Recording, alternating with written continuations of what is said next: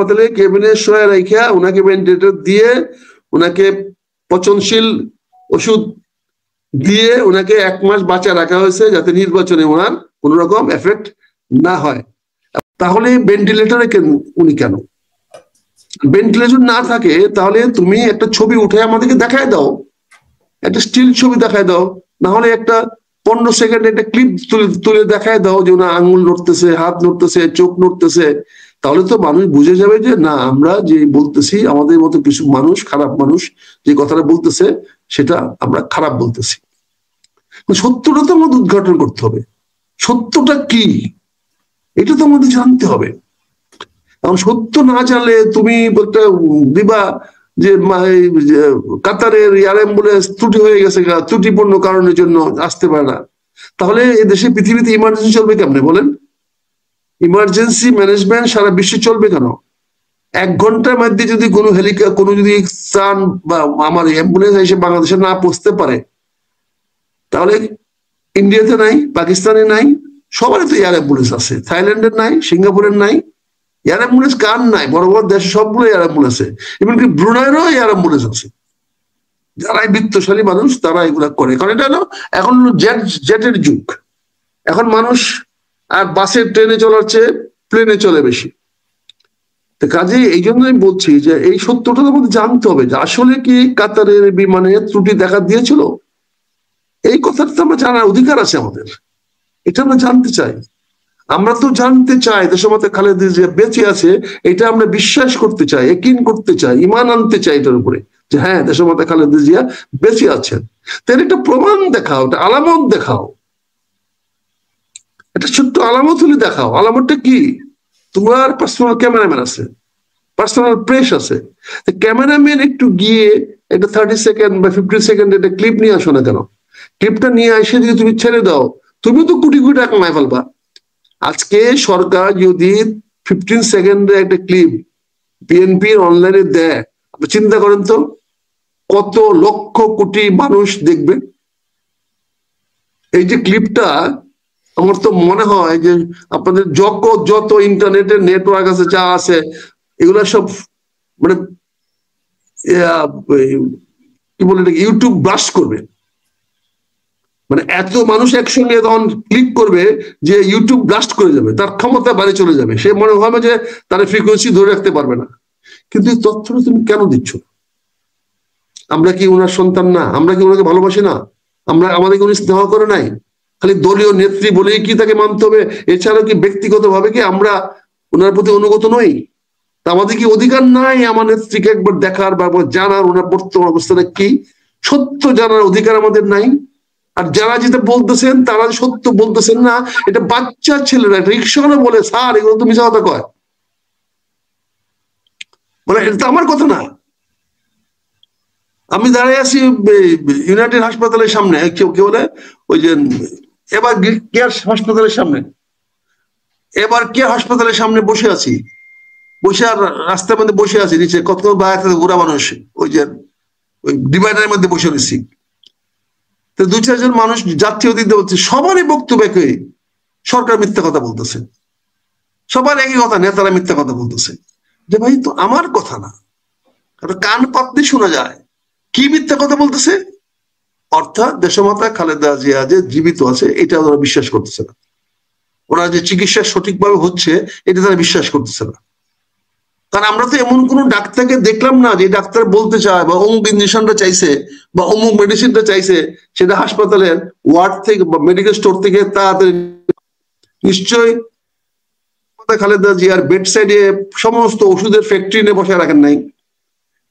নিশ্চয়ই সমস্ত সিরিঞ্জ বিভিন্ন জিনিস নিয়ে ওখানে দাম করে রাখেন নাই। ওনার বিভিন্ন সময় বিভিন্ন ওষুধের প্রয়োজন হতে পারে, ডাক্তার প্রেসক্রাইব করছে, তাহলে সেই স্লিপটা নিয়ে তো দৌড়ে মেডিসিন স্টোরে আসবে। তাহলে মেডিসিন স্টোরও তো বলে দিবে যে হ্যাঁ ভাই একটা ওষুধ এখান থেকে জরুরি এক্ষুনি এই মাত্র ম্যাডামের জন্য পাঠানো হয়েছে। তাহলে তো হয়ে গেল। কই এরকম কোন আলামত পাইছেন আপনারা সাংবাদিকরা? এরকম কোন তথ্য পাইছেন এটা জরুরি ওষুধ এটা হাসপাতালের মেডিকেল স্টোর থেকে জরুরি ভাবে নেওয়া হয়েছে, বা এটা এবার কেয়ারে নাই, এটা বাইরের থেকে আনা হচ্ছে, বা এটা আমাদের গ্রিন লাইফ থেকে আনা হচ্ছে, বা অনু ফার্মেসিতে আনা হচ্ছে? কারণ ওষুধ তো আনতে হবে নাকি? আপনার চিকিৎসা মানে কি ওষুধ দিতে হবে, তো তাহলে ওষুধটা কোত্থেকে আনতেছেন? এটা তো মানুষকে বলতে হবে, যে দেখতে হবে যে এইরকম আলামত তো আমরা দেখতে পাচ্ছি না এখন পর্যন্ত। আমরা দেখি না কোনো ফার্মেসিতে কোনো ওষুধ গেছে বলে কোনো অনুসন্ধানশীল সাংবাদিক একটা রিপোর্ট দিতে পারছে না। আক্তার ভাই, যেমন একটা কথা আমি বলি, গতকালকের একটা কথা আপনি কিভাবে নেবেন জানি না, গতকালকের একটা কথা, গত পরশুদিন রাতে প্রথম আসলো যে আপনার এই ডক্টর জোবাইদা রহমান বাংলাদেশে যাওয়ার জন্য ইমিগ্রেশন পার হয়েছেন প্রথম। এরপরে ডাক্তার জোবাইদা রহমান ঢাকা এয়ারপোর্টে নেমেছেন, ডাক্তার জোবাইর রহমান কাশপুর ব্রিজ পার হচ্ছেন, ডাক্তার জোবাইর রহমান পদ্মা সেতু পার হচ্ছেন, ডাক্তার জোবাইদা রহমান এই গাড়িতে উঠেছেন, ডাক্তার জোবাইদা রহমান খালেদা জিয়ার সাথে দেখা করেছেন, ডাক্তার জোবাইদা রহমান বাসার উদ্দেশ্যে রওনা হয়েছেন, এসএসএফ নিরাপত্তা দিচ্ছে, ডাক্তার জোবাইর রহমান রেস্ট করতেছেন, ডাক্তার জোবাইর রহমান এখন ঘুমিয়েছেন, আজকে সকালে এসেছেন, মানে রিপোর্টগুলো এইভাবে। খালেদা জিয়ার কি অবস্থা আছে যেটা প্রতি ঘন্টায় বুলেটিন হওয়ার কথা, সেখানে 72 ঘন্টায় একটা বুলেটিন হয় না কেন? আর এই কথাগুলোই কি আপনি বলেন বুঝলেই কি আপনার উপরে এত খেপা, যার কারণে আমরা এখন ভিডিও টেক ডাউন করতে হবে, যার কারণে পুনিয়াকে গালি শুনতে হবে, যার কারণে মঞ্জুরুল আলমকে গালি শুনতে হবে? এগুলো কি আপনি এই সত্য কথাগুলো বলার সাহস করতেছেন বিদায়? এটা কি আপনার উপরেই খেপা নাকি অন্য কিছু? এখন আমি যখন মিডিয়া হয় আমি ব্যবহার করতেছি, নাহলে আপনারা আমাকে ব্যবহার করতেছেন, এটাই তো ওদের কথা। কেউ বলতেছে যে রাশেদ হায়দার প্রভোগ করছে তাকে আমি কথা বলার জন্য, ফলে এটার জন্য দায়ী রাশেদ হায়দার। জি, আমি বলতেছি না রে ভাই, আমি রাশেদ হায়দারের প্রভোকেশনে এই কথা বলে নাই। উনি যে প্রশ্ন করলো, এতগুলো কথা বললো, তারপরে যে প্রশ্ন করলো কেন বলছেন না, তো উত্তরটা তো আমি দেওয়ার কেউ না। কিন্তু উনি উত্তরটা আমার কাছে প্রত্যাশা করছে বলেই তো ফ্রান্স থেকে আমাকে রাত্রে 10টা 11টার সময় ডেকে উঠে বলছে ভাই দুইটা কথা বলেন। কারণ উনার তো উদ্গ্রীব হয়ে আছে, উনারও তো হাজার হাজার লক্ষ লক্ষ দর্শক আছে যারা রাশেদ হায়দারের কাছে জানতে চায় যে দেশমাতা খালেদা জিয়ার বর্তমান হাল হকিকত কি। আচ্ছা, তিনিও আমাকে প্রশ্ন করেছেন, সেই প্রশ্নটা তো আমি জানবো কোত্থেকে? আমার তো কাউকে প্রশ্ন করতে হবে। তিনি যদি অসত্য কথা বলেন, তিনি যদি সত্যের কাছে না থাকেন, তাহলে আমাকে কেন মিথ্যাবাদী বানাচ্ছেন?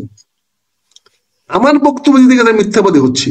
আমি তো বলেছি সম্ভাবনার কথা, আমি বলেছি এই এই এই উপসর্গ দেখা দিলে পরে এই রোগ হয়েছে, এই রোগ হলে এটা নিরাময় যোগ্য কি নির্যোগ না। আমি তো এই সম্ভাবনার কথা বলছি, এটা বলছি যে হ্যাঁ এটাকে প্রলং করা যায়, একটা রোগীকে 1 মাস 6 মাস 1 বছর বাঁচিয়ে রাখা যায়। আপনি দেখেছেন যে আমাদের আশরাফ সাহেবকে, উনি পুরো নির্বাচনটা করছেন কিন্তু অন ভেন্টিলেটরে, ব্যাংককের হাসপাতালে কেবিনে শোয়া রাইখা ওনাকে ভেন্টিলেটর দিয়ে, ওনাকে পচনশীল ওষুধ দিয়ে ওনাকে 1 মাস বাঁচা রাখা হয়েছে, যাতে নির্বাচনে ওনার কোন রকম এফেক্ট না হয়। এবং নির্বাচনে জয়লাভ করার 1 দিন পরে তাকে মৃত্যু ঘোষণা করা হয়েছে। এটা তো আমাদের নিকট অতীতে আমরা দেখেছি। এবং একটা আশরাফের মতো একটা লোকের মৃত্যু যদি 1 মাস গোপন করে রাখা যায়, তাহলে দেশমাতা খালেদা জিয়ার ব্যাপারটা তো, যেখানে সরকার চাচ্ছে, আমার দল চাচ্ছে, সবাই মিলে চাচ্ছে, উনার নিজের সন্তানে চাচ্ছে, সেখানে তো এটা যতক্ষণ পর্যন্ত তাদের পারপাস সার্ভ না হবে, তাদের লক্ষ্যে তারা যতক্ষণ পৌঁছতে না পারবে, ততক্ষণ পর্যন্ত তো তারা এটাকে ধরে রাখবে।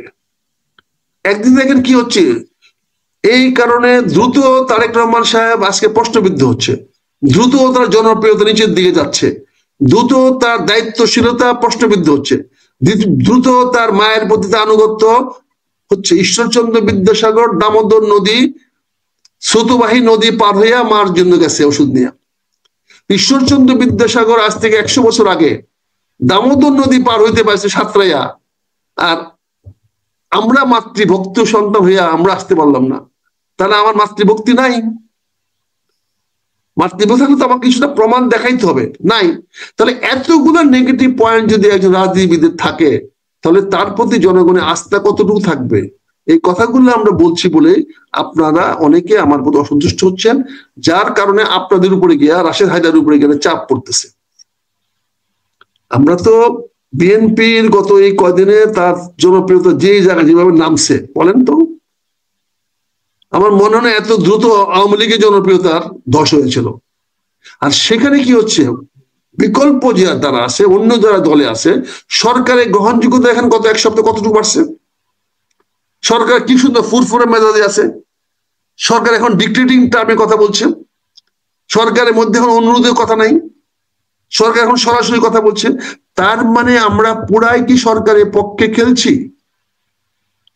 ডক্টর ইউনূস লন্ডনে গিয়া যে সন্ধি করে আসলো, চুক্তি করে আসলো, তাহলে এখন কি সে উল্টা ব্ল্যাকমেলটা সে করতেছে যে বেটা লন্ডনে গিয়ে আমি চুক্তি করছিলাম, তুই ঢাকায় এসে বেটা চুক্তি আবার বাস্তবায়ন কর, এরকম একটা পরিবেশ সৃষ্টি হয়েছে। এইগুলা বলতে গেলে আমরা বিভিন্ন লোকের হচ্ছে, এটা আমার ব্যাপার না, আমারটা চিন্তা করি আপনারা যখন আমাদেরকে কথাগুলো বলেন, আপনাদের মধ্যে বিপদ না হোক, আমি সেজন্য বলছি, আমি যা বলি আপনাদের তার সকল দায় দায়িত্ব আমার, আমি নিব না। আমি এখন বারবার বলেন এই কথাটা, আপনার বারবার বলছেন যে আপনি আপনার দায় দায়িত্ব নিচ্ছেন, আমাদের কোনো দায় দায়িত্ব নাই, এই কথাটা আপনি বারবার বলেন। আমি এখনো নিচ্ছি, আজকেও তাই আপনাকে বলতেছি যে আমার যদি কথা যাই কিছু হোক, তার সম্পূর্ণ কথা আমার, আমি বলেছি দায় দায়িত্ব আমার। জবান আল্লাহ আমাকে দিয়েছে, আমি সেই জবান আল্লাহর নামে ব্যবহার করেছি, আল্লাহর আমানত আমি মানুষের কাছে আমার জবানের মাধ্যমে প্রকাশ করেছি। এতে আমার কি হবে না হবে জানি না, আমার তো মনে করি